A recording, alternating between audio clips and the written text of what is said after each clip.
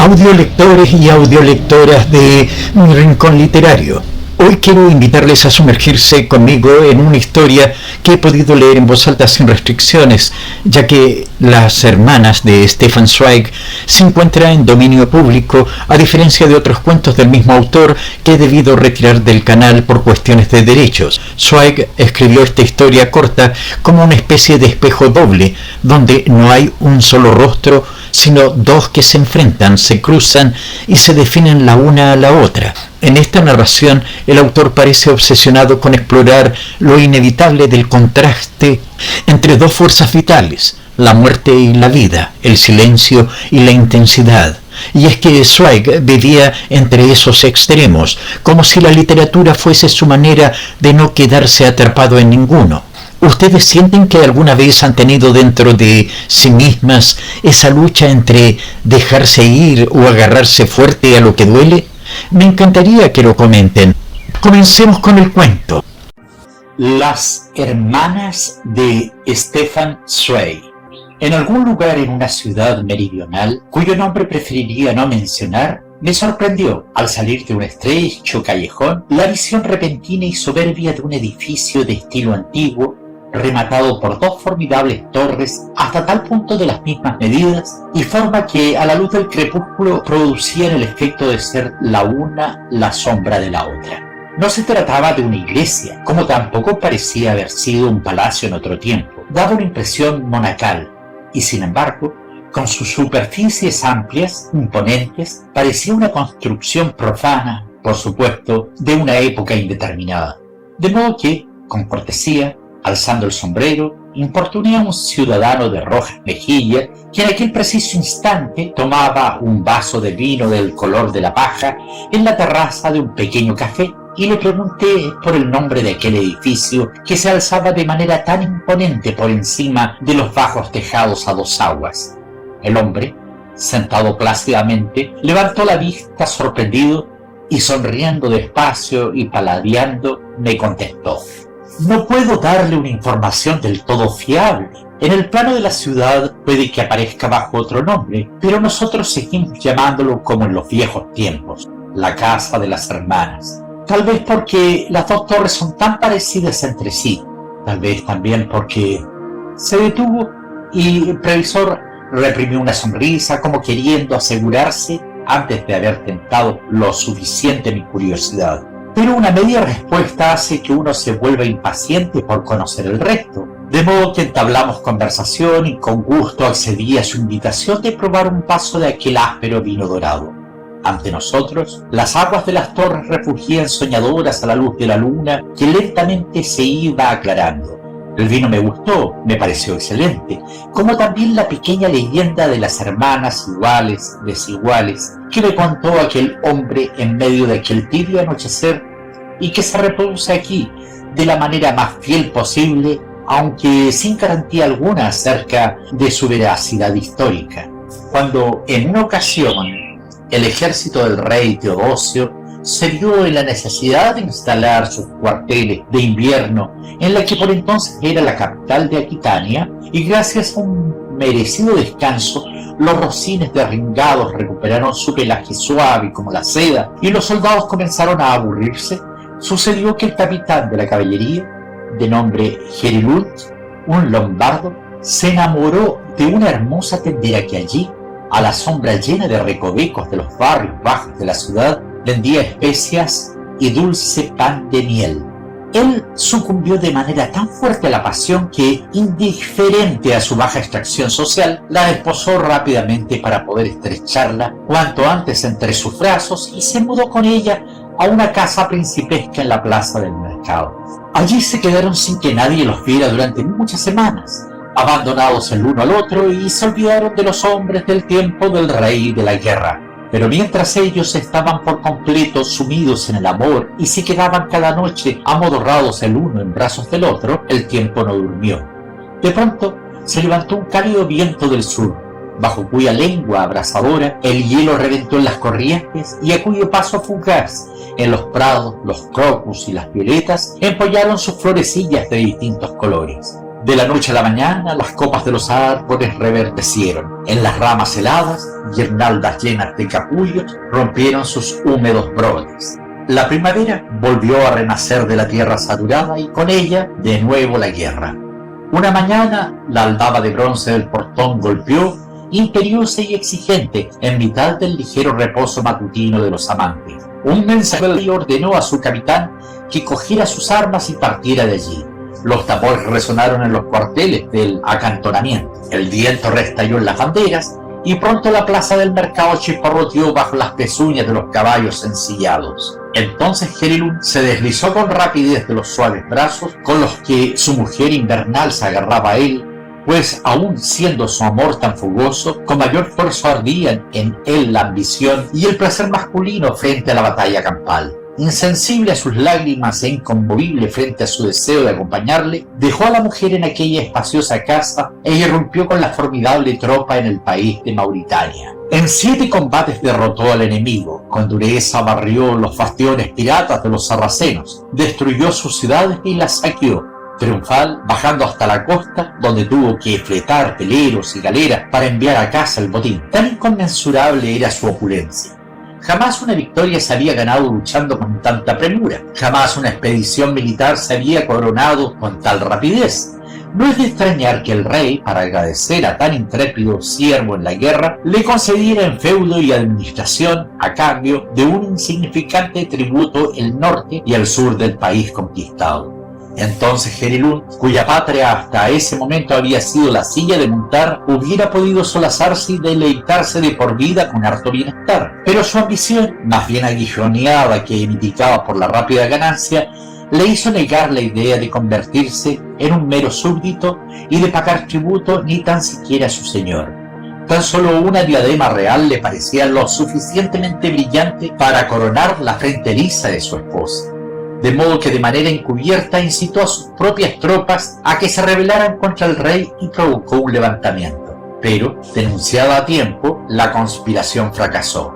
Golpeado aún antes de la batalla, excomulgado por la iglesia, abandonado por sus propios caballeros, Gerilund tuvo que huir a las montañas, y allí, mientras dormía, unos campesinos mataron a golpes al proscrito para cobrarle la elevada recompensa. Al mismo tiempo que los esbirros del rey hallaban el cadáver sangriento del rebelde sobre el lecho de paja de aquel granero, le arrancaban las alhajas y las ropas y arrojaban el cuerpo mutilado al desolladero. Su mujer, sin saber nada de su muerte, daba a luz en la cama de brocado del palacio a un par de niñas gemelas que ante una gran concurrencia de ciudadanos fueron bautizadas por el propio obispo con los nombres de Elena y Sofía. Aún repicaban las campanas en las torres y tintineaban las copas de plata durante el banquete, cuando de súbito llegó la noticia del levantamiento y la muerte de Gerilund, seguida rápidamente por una segunda embajada, según la cual el rey, de acuerdo con las leyes consuetudinarias, reclamaba para su tesoro la casa y los bienes del rebelde. De modo que la hermosa tendera, apenas recuperada del parto, tras un breve periodo de magnificencia, hubo de volver al mohoso callejón de los barrios bajos de la ciudad con el viejo y raído vestido de lana.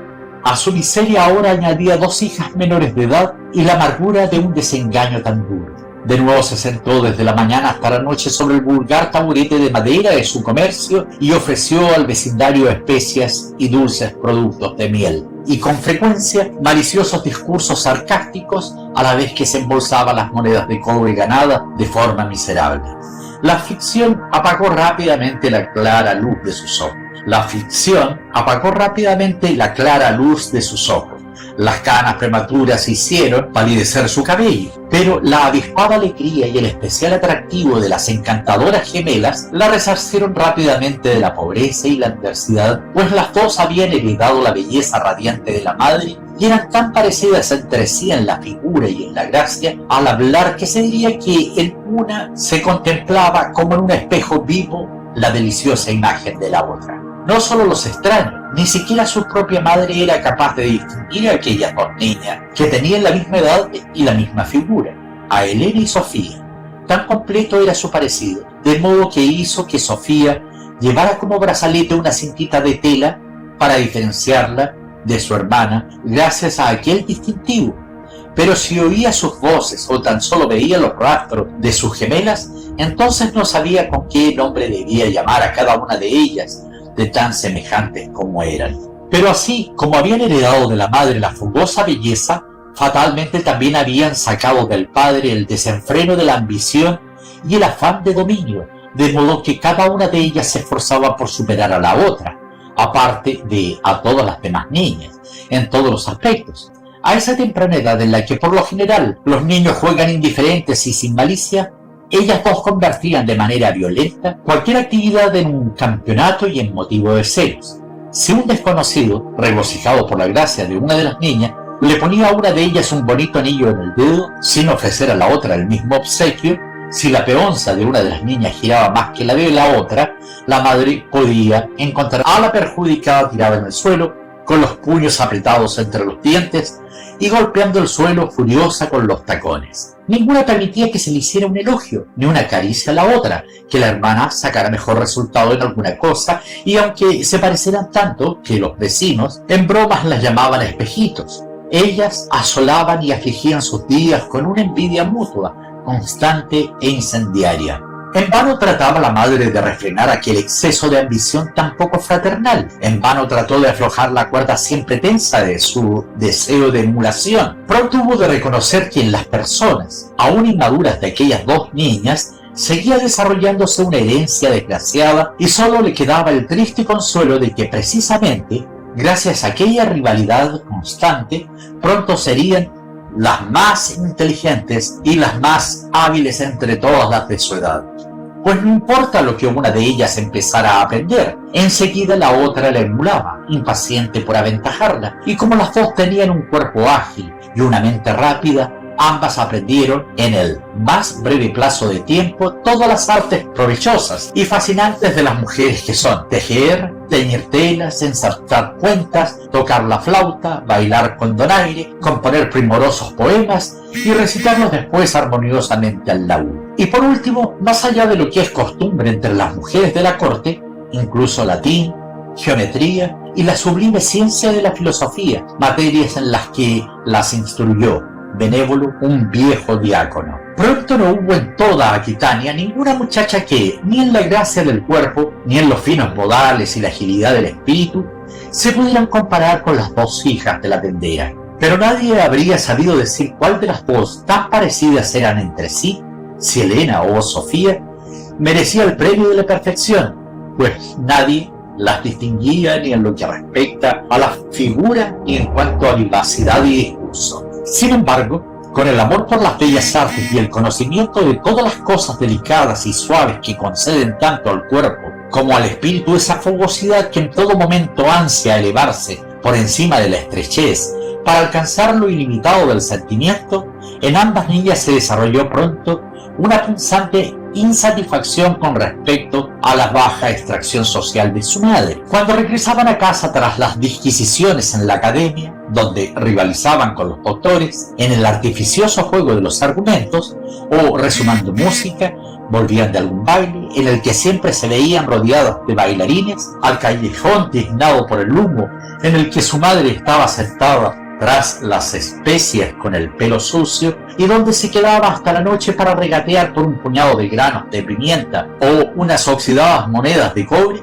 se avergonzaban furiosas de su pertinaz miseria. Y la erizada y vieja estera de paja de sus camas rozaba, áspera, sus cuerpos, que ardían por dentro y que aún eran vírgenes. Por la noche se quedaban mucho tiempo despiertas y maldecían su destino, el que ellas, llamadas a aventajar a las damas nobles en gracia y en calidad espiritual, elegidas para pasearse con ropas delicadas y ondeantes, tintineando bajo el peso de las piedras preciosas, estuvieran enterradas en aquella cueva mohosa y mal ventilada, destinadas en el mejor de los casos a convertirse en el ama de llaves del tonelero de la izquierda o del armero de la derecha. Ellas, las hijas del gran general, regias incluso por la sangre y por la mente altiva, añoraban los aposentos esplendorosos y un séquito de sirvientes, la riqueza y el poder, y cuando por casualidad pasaba por delante una dama noble, envuelta en hermosas pieles, con halconeros y alabarderos arracimados en torno a la litera que oscilaba ligeramente. Sus mejillas se ponían tan blancas de rabia como los dientes en el interior de sus bocas. Entonces por su sangre rodaban pujantes el desenfreno y la ambición del padre rebelde, que tampoco quiso conformarse con la mitad de la vida y su pequeña buena estrella. Noche y día ellas dos no pensaban en otra cosa más que en cómo escapar a la indignidad de aquella existencia. Así ocurrió de modo insospechado, aunque no incomprensible, que Sofía una mañana al despertarse encontró que el lecho junto a ella se encontraba vacío. Elena, el reflejo de su cuerpo, el reverso de sus deseos, había desaparecido en secreto por la noche, y a la madre, sobresaltada, le preocupó mucho que algún noble se lo hubiera llevado de allí, recurriendo a la violencia, pues ya había muchos entre los jóvenes que habían sido alcanzados por el doble resplandor de las muchachas, quedando cegados hasta la locura. Con la ropa en desorden, con la precipitación de los primeros momentos, se lanzó a la calle para ir a ver al prefecto que administraba la ciudad en nombre del rey y le suplicó que capturara al malhechor. Él prometió hacerlo, pero ya al día siguiente se difundió el rumor, cada vez más claro, para enorme vergüenza de la madre, de que Elena, apenas núbil, había huido por su propia voluntad con un joven que por ella había forzado los arcones y los armarios de su padre. Una semana más tarde, a esta primera noticia le siguió veloz otra aún peor, pues los viajeros contaban con cuánta opulencia vivía la joven cortesana con su amado en aquella ciudad, rodeada de sirvientes, halcones y animales exóticos, envuelta en pieles y en resplandeciente brocado, un escándalo para todas las mujeres decentes del lugar. Y aún no habían masticado lo bastante aquella mala noticia las indiscretas bocas de la gente, cuando otra todavía peor la sobrepasó de un salto. Harta de aquel barbilampiño chiscarabis, apenas le hubo vaciado los sacos y los bolsillos, Elena se había trasladado al palacio del decrépito administrador del tesoro, había vendido su joven cuerpo por nuevo facto y saqueaba ahora sin compasión al que hasta entonces se había mostrado como un auténtico avaro.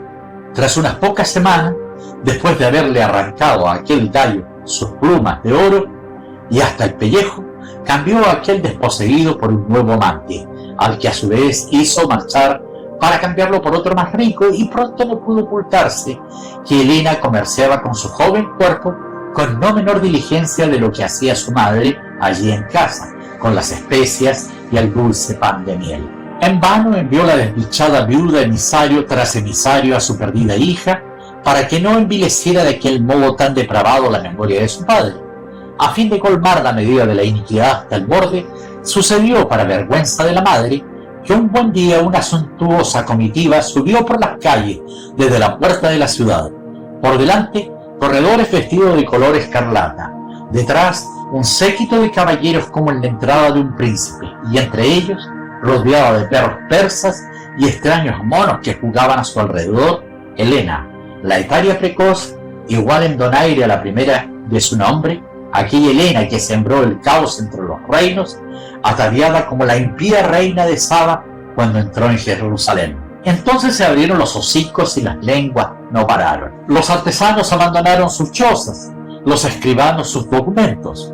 Curiosa, la muchedumbre entusiasmada se apretujó en torno al cortejo hasta que la multitud revoloteante de los caballeros y de los sirvientes se dispuso en el mercado para el respetuoso recibimiento. Al fin se elevó la cortina y la infantil cortesana avanzó altanera justo hacia la puerta del mismo palacio que en otro tiempo perteneció a su padre y que un amante derrochador había comprado para ella al tesoro real a cambio de 3 ardientes noches. Como si se tratara de un ducado sujeto a su servidumbre, penetró en el aposento en el que se encontraba el lecho suntuoso en el que su madre la había traído al mundo con honor, y pronto las habitaciones hacía tiempo abandonadas se llenaron de preciosas estatuas de origen pagano. El mármol refrescó la superficie de los peldaños de madera y se extendió a lo largo de las artificiosas baldosas y de los mosaicos. Tapices cubiertos de retratos y decenas de acontecimientos trepaban, cálidos por las paredes, como una hiedra multicolor. La vajilla de oro tintineaba en medio de la música siempre dispuesta para los solemnes banquetes, pues diestra en todas las artes, atractiva por la juventud y seductora por el espíritu, en el más breve espacio de tiempo, Helena se había convertido en maestra de todos los juegos amorosos y en la más rica de todas las etarias. De las ciudades vecinas, de países remotos incluso, acudían hacia allí los hombres ricos, cristianos, paganos y herejes para gozar al menos una vez de sus favores. Y como su afán de poder no era menos desmesurado que la ambición de su padre, a los enamorados les apretó las clavijas y exprimió la pasión de los hombres con tal ímpetu que les sacó hasta los últimos de sus bienes. Incluso el mismísimo hijo del rey tuvo que pagar un amargo rescate a prestamistas y usureros cuando, tras una semana de placer, a un loco de amor y cruelmente desengañado, abandonó al mismo tiempo los brazos y la casa de Helena. No es de extrañar que tan descarado trajín irritara a las mujeres honestas de la ciudad, en especial a las más viejas. En las iglesias los sacerdotes clamaban contra la precoz corrupción. En la plaza del mercado las mujeres apretaban furiosas los puños, y más de una vez por la noche las piedras resonaron contra las ventanas y el portón de la entrada de su casa. Pero por más que las decentes se irritaran, todas las mujeres casadas abandonadas, las viudas solitarias, porque por más que protestaran, ladrando las prostitutas viejas, experimentadas en el oficio, a las que de pronto aquella fresca potranca les había saltado insolente en mitad del lecho de los placeres. A ninguna entre todas aquellas mujeres el enojo le abrazaba tanto el corazón como a Sofía, su hermana. Lo que la desgarraba hasta herirle el alma no era tanto el que la otra se entregara a aquella vida licenciosa, sino el rencor por el hecho de que ella misma en aquel entonces perdiera la oportunidad de seguir el mismo ofrecimiento de aquel muchacho noble y que a la otra le hubiera caído en suerte hasta tal punto todo lo que ella ansiaba en secreto, el poder sobre los hombres y una vida en medio de la abundancia.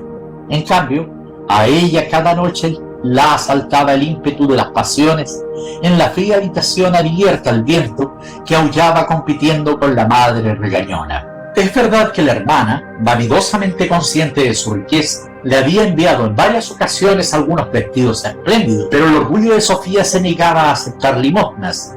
No, aquello no podía enfriar su ambición. Seguir ahora sin gloria alguna los pasos de su hermana, más intrépida, y pelear con ella por los amantes como en otro tiempo por el dulce pan de pimienta. Su triunfo, esto es lo que sentía, debía ser más completo. Y mientras Sofía meditaba día y noche de qué forma podía aventajar a la otra en renombre y admiración, se dio cuenta por el embate cada vez más irrefrenable de los hombres de que aquel modesto bien que le había quedado a ella, su virginidad y su honra intacta, era un valioso reclamo y al mismo tiempo una prenda con la que una mujer lista podía prosperar de una manera magnífica. Así que decidió transformar en algo de gran valor aquello que su hermana había desperdiciado antes de tiempo y exhibir su virtud de manera tan evidente como aquella cortesana su joven cuerpo. Si a la otra la alababan por su ostentación suntuosa, ella quería hacerlo por su humilde pobreza. Y aún no se habían callado los hocicos difamadores cuando una mañana la asombrada ciudad recibió un nuevo paquete para su curiosidad. Sofía, la hermana gemela de Helena, la cortesana, por vergüenza y al mismo tiempo como penitencia por la vida indecorosa de su hermana, se había retirado del mundanal ruido y había ingresado como novicia en aquella piadosa orden que con incansable solicitud se dedicaba a la asistencia y el cuidado de los achacosos en el hospital para incurables. Los pretendientes que habían llegado demasiado tarde se arrancaban ahora los cabellos ante la idea de que aquella joya intachable se les hubiera escapado. Los devotos, por su parte, aprovechando gustosos la rara ocasión de, por una vez, contraponer a la depravación de los sentidos la hermosa imagen del temor a Dios, difundieron con celo la noticia por todos los países, de modo que ya no se hablaba ni se conocía ninguna otra virgen en toda Aquitania que no fuera Sofía, la muchacha abnegada, que día y noche asistía a los ulcerosos y a los decrépitos y que no rehuía siquiera el servicio a los enfermos de lepra. Las mujeres se postraban ante ella cuando con su toca blanca y la mirada baja pasaba por la calle. El obispo la ensalzaba en numerosos sermones como el ejemplo más noble de virtud femenina, y los niños alzaban la mirada hacia ella como hacia una constelación poco común. De pronto toda la atención del país no se dirigió ya hacia Helena, para su enorme disgusto, como se puede suponer, sino tan solo hacia la blanca víctima expiatoria que, para escapar al pecado, como una paloma, había alzado el vuelo hacia el cielo de la humildad. Un extraño astro doble, como el de los dioscuros, brilló entonces durante los meses siguientes sobre el maravillado país, para complacencia tanto de los pecadores como de los piadosos. Pues mientras que a los primeros se les había aparecido en todo momento, gracias a la derrochadora sensualidad del cuerpo de Helena, los segundos podían ahora edificar su alma con el reflejo virtuosamente radiante de Sofía. Y gracias a esa duplicidad en aquella ciudad de Aquitania, por primera vez desde los orígenes del mundo, el reino de Dios en la tierra parecía separado de manera limpia y evidente de aquel otro que era su reverso. Quien amaba la pureza podía recurrir a la santa protectora, mientras que al que se hallaba sumido en los placeres de la carne, el goce terrenal le sonreía en los brazos de la hermana indigna. Pero en todos y cada uno de los corazones de esta tierra, extraños caminos de contrabando suben y bajan entre el bien y el mal, entre la carne y el espíritu, de modo que no pasó mucho tiempo hasta que se demostró que precisamente aquella duplicidad amenazaba la paz de las conciencias de un modo inopinado, pues, como las dos hermanas gemelas, a pesar de su vida tan sumamente dispar, apenas se las podía distinguir desde el punto de vista físico. Tenían la misma estatura, el mismo color de ojos, la misma sonrisa y la misma dulzura. Como es natural, pronto entre los hombres de la ciudad estalló una apasionada confusión. Si, por ejemplo, un joven había pasado una noche ardiente en brazos de Helena y salía muy temprano por la mañana, por así decir, para lavarse el pecado del alba, se frotaba asombrado los ojos y como espantado frente a una aparición del demonio. Y es que la hermosa novicia, con el modesto hábito gris de enfermera de la caridad, que en aquel preciso momento empujaba a un anciano jadeante en su silla de ruedas por los abiertos jardines del hospital, y sin mostrar repugnancia le limpiaba un esputo que colgaba de la boca sin dientes con gesto tierno y a la vez delicado. Le parecía que era exactamente la misma que acababa de dejar, desnuda y ardiente en el lecho del placer. Se quedaba mirándola, sí, eran los mismos labios, los mismos movimientos sensuales y cariñosos. Por supuesto, ahora no servían al amor terrenal, sino a un amor superior hacia todo el humano. Se quedaba mirándola y los ojos le ardían tratando de que poco a poco el modesto hábito gris se volviera transparente y a su través parecía que el cuerpo bien conocido de la cortesana resplandecía frente a él.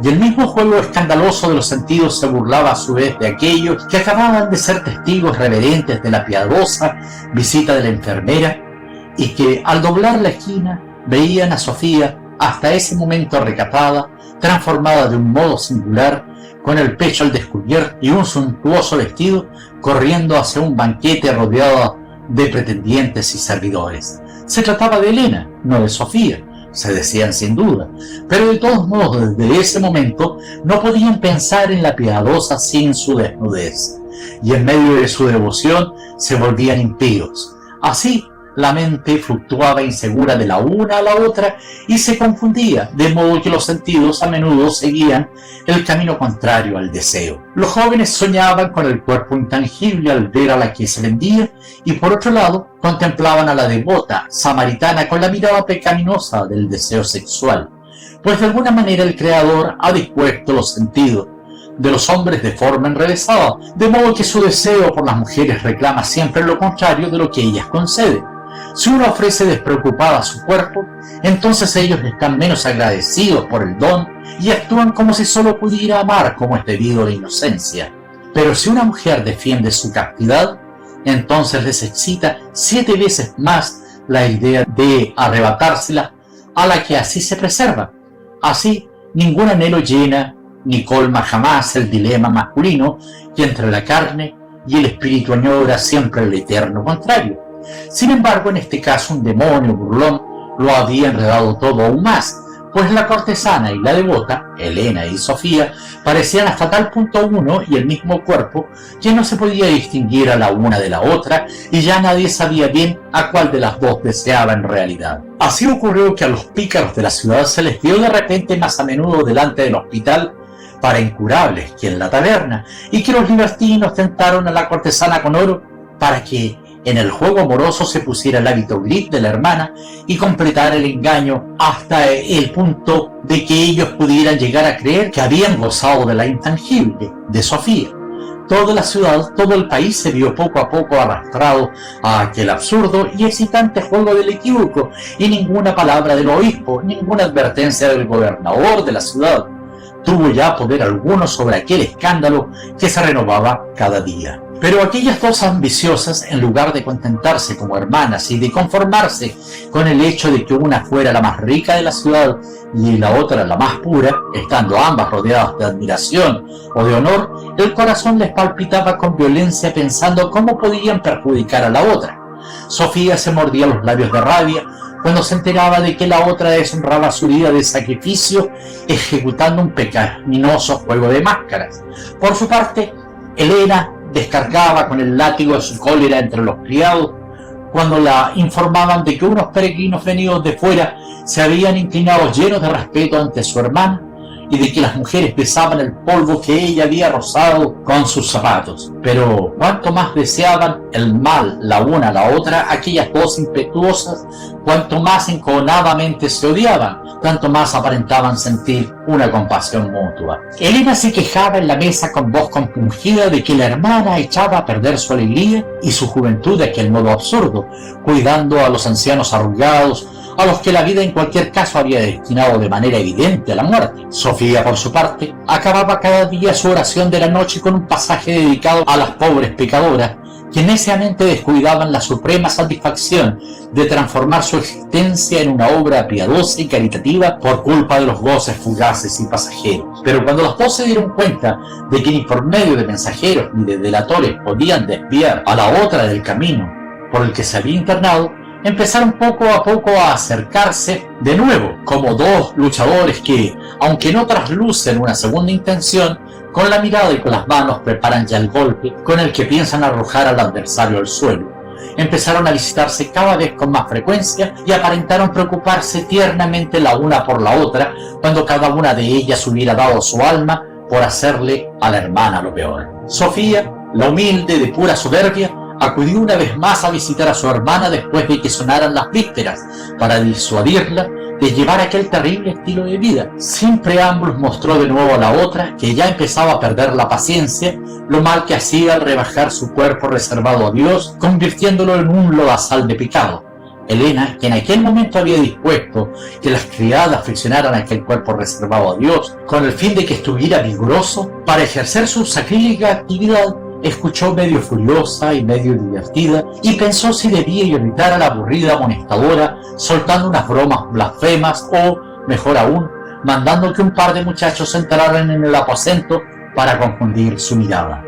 Entonces, zumbando en silencio y como una mosca, una idea extraordinaria le rozó las sienes, una idea verdaderamente diabólica, traviesa y peligrosa, de modo que apenas fue capaz de contener la risa que brotó en su interior, y de pronto la más desvergonzada cambió su actitud. Echó a las criadas y a los sirvientes encargados del baño fuera de la habitación, para, en cuanto estuvo a solas con la hermana, ensombrecer con una máscara de contrición los ojos que refugían por dentro.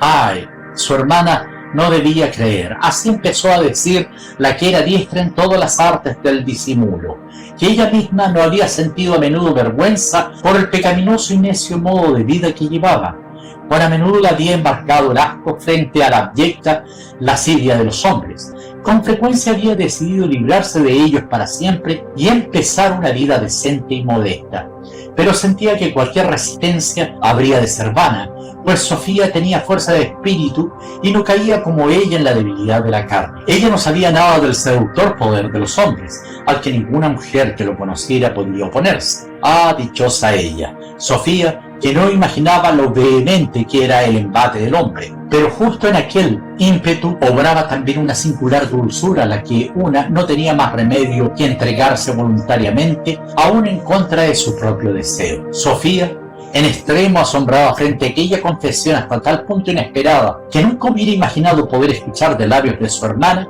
entregada por completo al dinero y al placer, hizo acopio lo más rápido que pudo de toda su elocuencia. Así que también a Helena la había rozado al fin un rayo divino. Comenzó su sermón, pues la aversión frente a lo pecaminoso era ya el comienzo de una recta intuición. Sin embargo, el error y la falta de confianza en sí misma ofuscaban todavía su mente al afirmar que no era posible, gracias a una voluntad firme, vencer las tentaciones de la carne. La voluntad de obrar bien, si estaba férreamente templada en el corazón, era capaz de vencer cualquier tentación. De ello ofrecía la historia numerosos ejemplos, tanto entre los paganos como entre los creyentes. Helena se limitó a inclinar, melancólica, la cabeza. Ay, sí, se lamentó. También ella había leído con admiración acerca de las luchas heroicas entabladas en todo momento contra el demonio de la sensualidad. Pero Dios no solo había concedido a los hombres mayor fuerza física, sino también un ánimo más inflexible, y los había elegido para ser los guerreros victoriosos en la lucha divina. Sin embargo, y al decirlo, suspiró varias veces. Jamás una débil mujer podría resistir a las astucias y a las seducciones de los hombres. En toda su vida no había visto nunca el ejemplo de una mujer que, en cuanto un hombre la apremiaba, hubiera podido librarse del amor masculino. ¿Cómo puedes decir eso?, bufó Sofía, desafiada en su irrefrenable arrogancia. ¿No soy yo acaso un ejemplo de que una voluntad decidida es capaz de resistirse al embate canino de los hombres? De la mañana a la noche me cerca la turba, se cuelan hasta el hospital para incurables en pos de mí, y por las noches encuentro sobre mi lecho cartas con los más repulsivos reclamos. Y sin embargo, nadie ha visto que yo haya dedicado jamás una sola mirada a ninguno de ellos, pues mi voluntad me protege frente a cualquier tentación. De modo que no es cierto lo que dices. En cuanto una mujer opone una voluntad verdadera, es capaz de defenderse. De eso yo misma soy un ejemplo. Ah, por supuesto. Sé bien que hasta ahora has podido librarte de cualquier tentación, contestó con hipocresía Helena, en un tono lleno de falsa humildad dirigido contra su hermana. Pero has sido capaz únicamente porque a ti, dichosa tú, te protegen el hábito y el duro servicio que te has impuesto. Retenida dentro de los límites del muro defensor de la comunidad, te resguardan tus devotas hermanas. No estás sola, no estás indefensa como yo. Pero no creas por ello que debes tu presa a tu propia capacidad, pues estoy segura, Sofía, de que incluso tú, en cuanto te encontraras frente a un joven, no podrías y no querrías ofrecerle resistencia. También tú sucumbirías ante él como hemos sucumbido todas nosotras. Jamás, jamás, le espetó la ambiciosa. Me comprometo incluso, sin la protección de mi hábito, a superar cualquier prueba tan solo con la fuerza de mi voluntad. Precisamente eso era lo que Helena quería escuchar de labios de Sofía. Paso a paso, la altanera la había ido atrayendo hacia la trampa que le había tendido. No la dejó que dudar acerca de la posibilidad de semejante resistencia, hasta que al fin la misma Sofía, obstinada, se sometió a una prueba decisiva. ¿Deseaba esa prueba? Sí, la exigía, para que la pusilánime pudiera reconocer de una vez por todas que no debía su castidad a una protección extraña a ella, sino a su fuerza interior. Entonces Helena pareció meditar un buen rato, aunque el corazón le latía en el cuerpo de malvada impaciencia. Después al fin dijo: escucha, Sofía, tal vez sea esta la auténtica prueba. Mañana por la noche espero a Sylvander, el joven más hermoso de la región, un joven al que todavía no se ha resistido ninguna mujer y que me desea a mí por encima de todas. Vendrá cabalgando 28 millas tan solo para verme y me traerá 7 libras de oro puro, así como otros regalos, solo por poder pasar la noche conmigo. Pero aunque viniera con las manos vacías, no le rechazaría. No, Con el mismo peso en oro compraría yo su compañía, pues no hay otro tan hermoso como él, ni de tan finos modales. Dios nos ha creado tan parecidas en el rostro, en la manera de hablar y en la figura que, si llevaras mi vestido, nadie podría sospechar el engaño. De modo que espera tu mañana a Sylvander, en lugar de hacerlo yo, en mi casa, y comparte la mesa con él. Pero si después, creyéndose que se trata de mí, solicita tu cuerpo, sustráete con todos los pretextos posibles. Yo en cambio esperaré y escucharé en el aposento contiguo a ver si eres capaz de cerrar tus sentidos frente a él hasta medianoche. Pero una vez más, hermana, te advierto, la tentación de su presencia es grande y aún más peligrosa la debilidad de nuestro propio corazón. Me temo, hermana, que, confundido por tu recogimiento, podría sucumbir fácilmente a sus encantos de manera inesperada. Por eso te suplico que renuncies a tan temerario juego. Mientras la muy astuta atraía y al mismo tiempo disuadía a la hermana de aquel modo, aquellas palabras sinuosas no hacían más que verter aceite en el fuego abrasador de su altanería. Si se trataba únicamente de una prueba tan sencilla como aquella, se jactó Sofía orgullosa, entonces no le costará nada salir airosa de ella, y se vanaglorió de poder dominar el embate del otro, no solo hasta medianoche, sino hasta el alba. Tan solo exigía una cosa, poder tener consigo un puñal, para el caso de que aquel desvergonzado se le ocurriera recurrir a la violencia. Durante aquel arrogante discurso, Helena cayó a los pies de su hermana, al parecer llevada por la admiración, pero en realidad para ocultar la maligna alegría que brillaba en sus ojos, y acordaron que la noche siguiente Sofía la piadosa debía recibir a Sylvander. Helena juró una vez más que dejaría para siempre su mala vida en el caso de que su hermana lograra resistirse. A toda prisa Sofía se marchó donde sus compañeras para fortalecer su propia energía con la de aquellas magníficas mujeres que vivían retiradas del mundo, entregadas a la miseria y los padecimientos ajenos, una energía puesta a prueba durante años. Cuidó con redoblada entrega a los más graves y a los más delicados entre los enfermos, para sentir en sus cuerpos frágiles y devastados la fugacidad de todo lo terrenal. Pues acaso aquellos espectros desmoronados, caducos, no habían amado también en otro tiempo y habían conjurado la pasión. ¿Qué había quedado de todo ello? Una putrefacción viviente, una decrepitud que tan solo respiraba con esfuerzo. Entretanto, tampoco Helena permaneció ociosa. Adiestraba en las artes que invocan a Eros, el dios de ánimo caprichoso, y retienen al invocado. Dispuso que, para empezar, un maestro cocinero de Calabria preparara platos de las más extraordinarias especies, sazonados con todos los excitantes del placer sexual. En los hojaldres mandó mezclar celo de castor, hierbas de la fertilidad y pimienta de cantárida. El vino, en cambio, lo oscureció con beleño y hierbas pesadas que a su debido tiempo producen una ebria somnolencia sobre los sentidos. A continuación, encargó la música para que tampoco faltara aquella grandísima alcahueta que, como un viento tibio, se introduce furtivamente en el alma abierta a la nostalgia. Hizo que en el cuarto contiguo se ocultaran insinuantes flautistas e impetuosos tañedores de címbalo, invisibles a la vista y por ello aún más peligrosos para los sentidos desprevenidos y soñadores. Después de haber atizado de tal modo y con tanto cuidado el horno del diablo, esperó llena de impaciencia el encuentro, y cuando por la noche apareció Sofía, la arrogante piadosa, pálida tras haber estado velando a los enfermos y excitada por la proximidad del riesgo provocado por ella misma, ya en el umbral de la casa se vio rodeado por un enjambre de perentorias y jóvenes sirvientas que de inmediato condujeron a la sorprendida hasta el baño aderezado con hierbas aromáticas. Allí apartaron de su joven cuerpo la túnica gris de todos los días, con lo que ella enrojeció, y le frotaron los brazos, los muslos y la espalda con flores machacadas y ungüentos de penetrante perfume con tanta ternura y tan fuerte que sintió que la sangre le brotaba, excitada por los poros. Tan pronto un agua fresca y murmurante corría sobre su piel estremecida, y tan pronto una oleada caliente. Después, manos ágiles lustraron el cuerpo acalorado con suave aceite de narciso, lo friccionaron con delicadeza y con crepidantes pieles de gato, restregaron fogosamente el que así resplandecía, de manera que las chispas azules saltaran desde las puntas de los pelos. En suma, dispusieron a la devota, sin que ella se atreviera a oponer resistencia, tal y como se preparaba Helena cada noche para los juegos amorosos. Entretanto, Las flautas suspiraron vacilantes y perentorias, mientras las paredes exhalaban el aroma a sándalo de la cera que goteaba de las antorchas.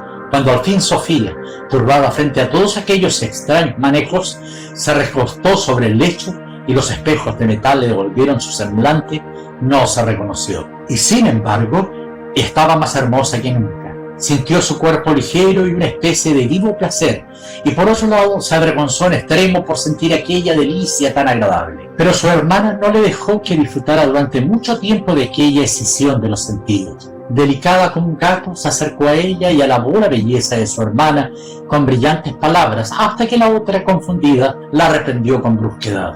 Una vez más, las hermanas se abrazaron hipócritamente, temblando la una de inquietud y de miedo, la otra de impaciencia y de maligna avidez. Después, Helena mandó encender las luces y desapareció como una sombra en el cuarto contiguo para espiar el espectáculo tan audazmente tramado. Ya hacía tiempo que la cortesana había mandado una embajada a Sylvander, advirtiéndolo de la extraordinaria aventura que le esperaba. Con mucho apremio le había dado instrucciones para que, con actitud reservada y gran recato, hiciera que el arrogante de su hermana se volviera, para empezar, imprudente y despreocupada. Y cuando Sylvander, curioso y infatuo ante la idea de vencer en una lid tan particular, entró al fin, Sofía se palpó de manera inconsciente con la mano izquierda, buscando el puñal que había traído consigo para protegerse en el caso de que él recurriera a la violencia. Pero se quedó maravillada al ver con cuán respetuosa galantería le salía al encuentro aquel pretendiente supuestamente desvergonzado, pues, bien aleccionado por la hermana, no intentó arrastrar hasta sus brazos a la que respiraba con miedo. Tampoco la saludó dirigiéndose a ella con unas palabras de confianza, sino que, con delicada humildad, dobló primero la rodilla. Después tomó del sirviente que se encontraba tras él una cadena de oro de mucho peso, así como una bata de color púrpura hecha de seda provenzal, y Cortés le preguntó si podía ponerle la prenda y si la cadena podía rozar sus hombros. Ante tanta brutalidad, Sofía no pudo responder de otro modo más que complaciéndole. Sin moverse, dejó que le pusiera la cadena y la rica prenda, no sin sentir con qué insinuante suavidad aquellos dedos ardientes rebanaban a lo largo de su espalda al tiempo que lo hacía el frío metal. Pero como Sylvander no emprendió ninguna temeridad, Sofía no tuvo motivo alguno para enojarse por anticipado. En lugar de mostrarse imperioso, el hipócrita se inclinó una vez más y en un tono de la más extremada confusión le dijo que se sentía indigno de compartir la mesa con ella, pues el polvo del camino aún estaba adherido a sus ropas, y preguntó si le concedía que antes de asear el cabello y el cuerpo. Desconcertada, Sofía llamó a las sirvientas y mandó que condujeran a Sylvander hasta la sala de baño, pero las muchachas, obedeciendo una orden secreta de Helena, su señora, y malinterpretando a propósito las palabras de Sofía, despojaron rápidamente al joven de sus vestidos, de modo que, desnudo y hermoso, quedó al descubierto ante ella, semejante a aquella imagen del pagano Apolo, que en otro tiempo estuvo en la plaza del mercado y que el obispo mandó romper en pedazos. Después le frotaron con aceite y le bañaron los pies con agua caliente. Sin darse ninguna prisa, entrelazaron rosas en los cabellos del sonriente joven desnudo, antes de echarle por fin una nueva y resplandeciente vestidura por encima. Entonces, cuando fue hacia ella, engalanado de nuevo, parecía aún más hermoso que antes, y sin apenas darse cuenta de que se había percatado de su especial donaire, se enojó con sus propios ojos y rápidamente se aseguró de que el puñal salvador seguía oculto entre sus vestidos y al alcance de la mano. Sin embargo, no hubo ocasión de recurrir a él, pues de manera no muy distinta de cómo lo hacían los eruditos maestros en el hospital para incurables, aquel hermoso joven, guardando una cortés distancia, entabló con ella una amistosa charla sobre asuntos sin importancia y seguía sin presentarse ocasión alguna, más para su disgusto que para su alegría, de alardear ante su hermana con el ejemplo de la constancia femenina, pues para defender la virtud es sabido que es preciso que antes haya sido asediada. Pero aquel asalto de la pasión no quería dar señales de vida en Sylvander. Tan solo un pobre y pálido vientecillo de amabilidad erizó el lánguido aliento de su conversación. Las flautas, que poco a poco elevaron sus perentorias voces en el cuarto contiguo, hablaban con más ternura que los labios rojos, por lo demás bastante deseables, de aquel mozo. Sin interrupción, no habló más que de certámenes y campañas, como si estuviera sentado entre compañeros de mesa masculinos. Y representó el papel de la indiferencia con tanta maestría que hizo que Sofía se despreocupara por completo. Sin pensar, saboreó los platos peligrosamente sazonados y el vino que la arrulló sin que se diera cuenta. Sí, impaciente y cada vez más enojada por el hecho de que aquella frialdad no ofreciera el más mínimo pretexto para demostrar la tenacidad de su virtud y para acreditarse ante su hermana con noble despecho, ella misma empezó a desafiar al peligro. Por casualidad encontró en su garganta una risa, extraña para ella misma, una viva alegría por levar anclas y rechazar el ataque con una insolencia festiva, pero no se contuvo y tampoco se avergonzó. No faltó mucho para la medianoche. El puñal estaba cerca de su mano y aquel joven ardiente era más frío que la hoja de hierro de su cuchillo. Se acercó cada vez más a él para ver si al fin su virtud encontraba una oportunidad para practicar la gloriosa defensa. Indignada, la vanidad desplegó, a partir del ambicioso placer por demostrar su firmeza, exactamente las mismas artes de seducción que por lo general practicaba su hermana, la cortesana, a cambio de una retribución demasiado terrenal. Pero, como dice un sabio proverbio, no es lo mismo llamar al diablo que verlo venir, y lo mismo le ocurrió a la fatua y combativa autora del desafío, pues, no estando acostumbrada al vino, cuyo sensual adobo no percibió, turbada por el aroma cada vez más sofocante del incienso, dulcemente debilitada por el sonido absorbente de las flautas, sus sentidos se fueron confundiendo poco a poco. Su risa tembló hasta convertirse en un balbuceo, su desbordante alegría en un cosquilleo que iba en aumento, y ningún doctor de ninguna de las facultades habría sido capaz de dictaminar ante un tribunal si sucedió estando ella despierta o en un ligero sueño, en estado sobrio o de ebriedad, consintiéndolo ella o en contra de su voluntad. En suma, antes de que diera la medianoche ocurrió lo que Dios, o su contrario, quieren que ocurra siempre entre un hombre y una mujer. De repente, el puñal con el que ella se había armado en secreto cayó del vestido suelto tintineando sobre el pavimento de mármol. Pero, curiosamente, aquella devota, extenuada, no lo levantó como una nueva Lucrecia para empuñarlo contra aquel joven tan peligroso y próximo. Desde el aposento contiguo no se escuchó ningún llanto ni una sola palabra de rechazo, y cuando, triunfante, la hermana echada a perder entró en aquella cámara, convertida ahora en nupcial alrededor de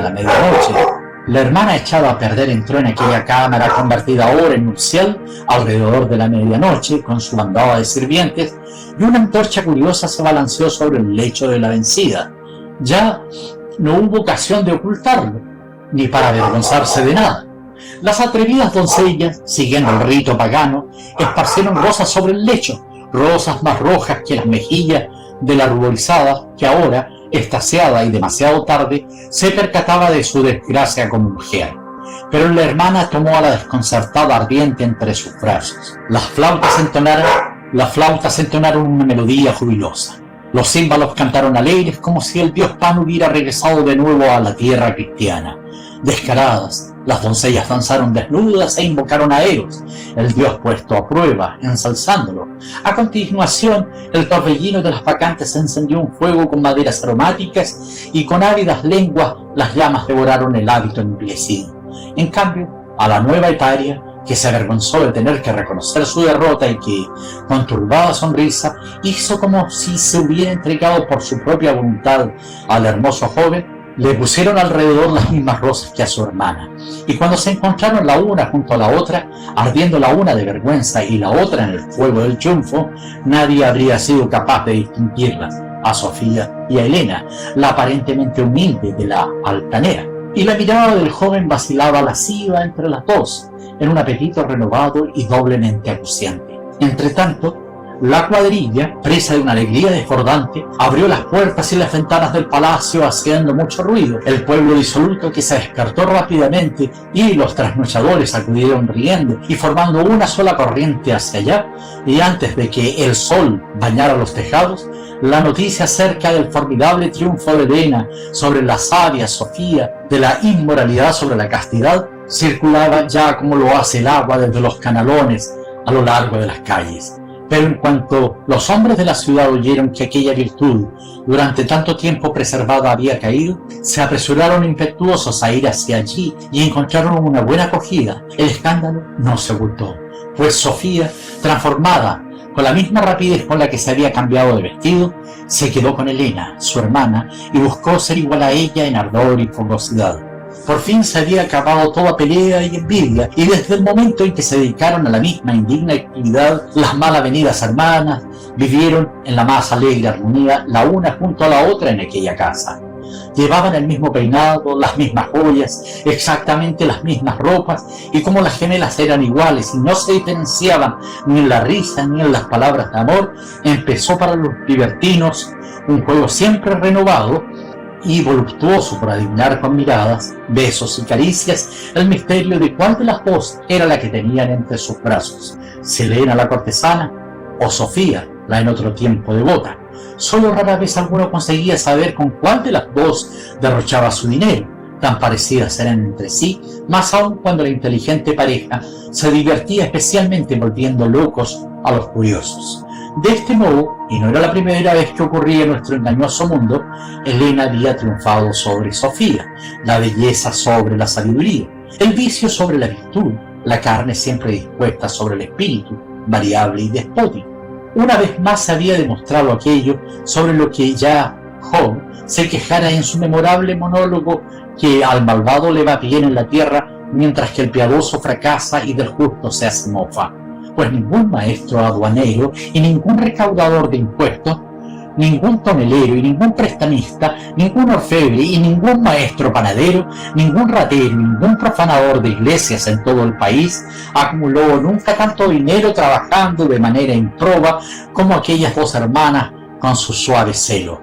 Fielmente asociadas, ordenaron las más gruesas talegas y agujerearon los más rebosantes arcones. El dinero y las joyas corrieron a toda prisa hacia ella, como lo hacen los ratones cada noche por la casa, y como ambas habían heredado de la madre, además de la belleza, también el prudente espíritu mercantil, las hermanas gemelas no malgastaron aquel oro como la mayoría de las que son como ellas, en bagatelas sin valor alguno. No más listas que otras, prestaron cuidadosamente su dinero con usura e intereses. Lo dieron para engorde de cristianos, paganos y judíos, y rascaron con tanta fuerza a la hora de hacer crecer los capitales, que pronto en ningún lugar se amontonó tanta riqueza en monedas y camafeos, en obligaciones e hipotecas como en aquella recia casa.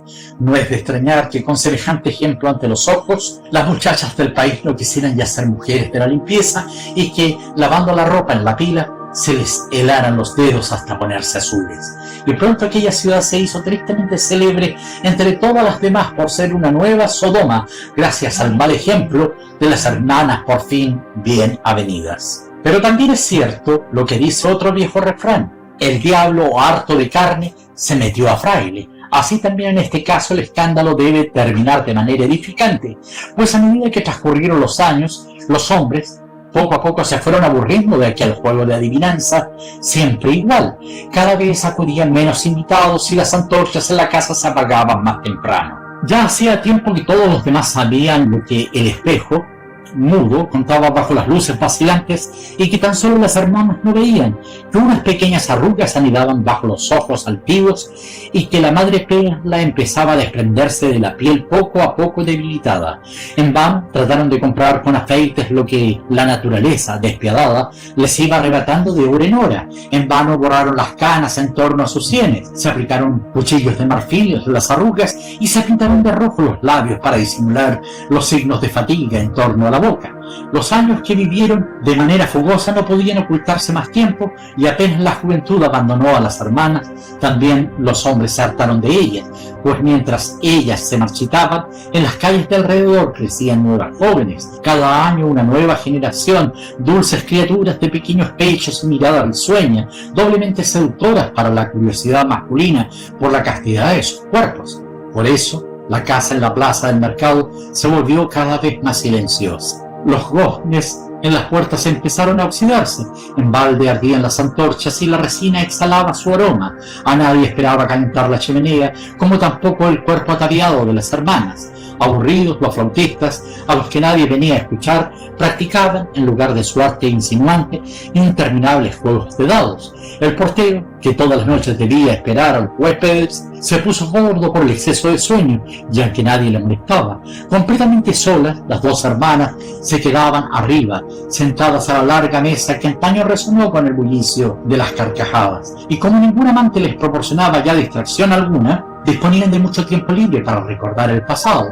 Sobre todo Sofía pensaba con nostalgia en los tiempos en los que, retirada de todo placer mundano, se dedicaba únicamente a los asuntos serios y gratos a Dios. A menudo volvía a tomar en sus manos los libros piadosos llenos de polvo, pues de buen grado la ciencia atrae a las mujeres en cuanto a la belleza huye, y de este modo se operó poco a poco una maravillosa inversión en la manera de pensar de ambas hermanas, pues así como los días de su juventud Elena, la cortesana, había triunfado sobre Sofía, la devota, sucedió que ahora Sofía, por supuesto, tarde y tras haber pecado en abundancia, consiguió que su demasiado terrenal hermana le prestara atención cuando la conminaba a la renuncia. Empezó un secreto ir y venir en las primeras horas de la mañana. Primero fue Sofía la que se marchaba a hurtadillas hasta el hospital para incurables, que en otro tiempo había abandonado de manera tan ofensiva para solicitar allí el perdón. Después Elena la acompañó, y cuando ambas declararon que querían legar íntegramente y por toda la eternidad aquella casa, el dinero que habían acumulado de manera tan depravada, ni los más desconfiados pudieron dudar de la sinceridad de su arrepentimiento. Así sucedió que una mañana, cuando el portero aún dormitaba, dos mujeres vestidas con sencillez y con el rostro cubierto salieron como dos sombras de la suntuosa casa, no muy distintas en sus andares humildes y tímidos a aquella otra mujer, su madre, cuando 50 años antes había salido a hurtadillas, dejando atrás la riqueza rápidamente alcanzada para volver al vulgar callejón de su pobreza. Con mucha precaución se deslizaron, encogiéndose por la rendija de la puerta entreabierta, y las que durante toda una vida habían reclamado la atención de un país entero en el exceso competitivo de su variedad. Ocultaron ahora, temerosas, el rostro, para que nadie supiera hacia dónde se dirigían y para que su destino quedara olvidado bajo el manto protector de la humildad. Tras años de silencioso retiro, debieron de morir. No se sabe a ciencia cierta, en un convento para mujeres en un país extranjero, donde nadie conocía sus orígenes, pero los tesoros que dejaron al piadoso asilo eran tan grandes, tantas las fanegas de oro que se obtuvieron a partir de los brazaletes, las monedas, las piedras preciosas y los títulos hipotecarios, que se decidió erigir un nuevo y magnífico hospital para incurables con el que engalanar y coronar la ciudad, más hermoso y más grande que ninguno de los que se habían visto hasta entonces en la región de Aquitania. Un maestro del norte proyectó la planta. Durante 20 años infinidad de trabajadores se afanaron día y noche, y cuando por fin se descubrió la elevada construcción, la muchedumbre una vez más se quedó asombrada, pues allí, sobre la planta rectangular del edificio, no era una única torre la que, arrogante, alzaba su cuadrada cabeza de sillería hacia las alturas, como era costumbre hasta entonces. No, allí se elevaban dos torres de una femenina delgadez y rematadas por agujas de piedra, una a la derecha y otra a la izquierda, tan parecidas entre sí en tamaño y medida y en la delicada gracia de la piedra tallada, que ya desde el primer día la gente las llamó las hermanas, quizás simplemente por su simetría exterior, aunque tal vez también porque el pueblo, al que le gusta transmitir los sucesos memorables durante años y años, no quería olvidar la indecorosa leyenda de las dos hermanas iguales, desiguales, que me contó aquel honrado ciudadano a la luz de la luna de medianoche, puede que un poco animado por el vino. Hemos terminado el cuento Las hermanas de Stefan Zweig. Me gustaría saber con cuál de las dos hermanas se sintieron más cerca. ¿Creen que una elección así puede marcarnos para siempre? ¿O es posible vivir con ambas dentro sin tener que elegir? Espero tu comentario. Escúchame leer.